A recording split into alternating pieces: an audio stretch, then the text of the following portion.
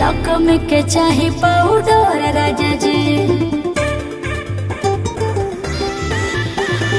लादिया urgent जी पिया एगो सेंट जी माने के पड़ी डर राजा जी।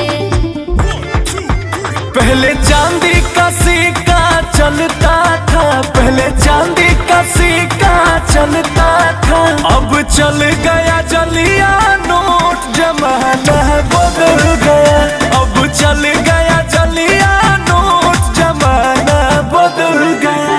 पहले भैया से भाभी डरती थी, पहले भैया से भाभी डरती थी, अब डरिए भैया जी आप जमाना बदल गया, अब डरिए भैया जी आप जमाना बदल गया।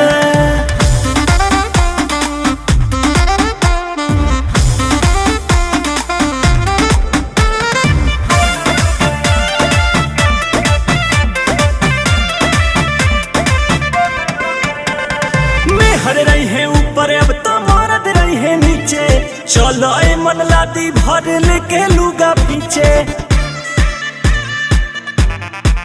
नहीं सुनी तुहर के हो भाषण हो, नहीं सुनी ना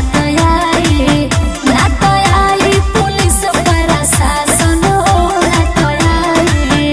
पहले मरद ही मुखिया बनता था, पहले मरद ही मुखिया बनता था, अब में हर को मिलेगा वोट जमाना बदल गया, अब चल गया जलिया नोट जमाना बदल गया।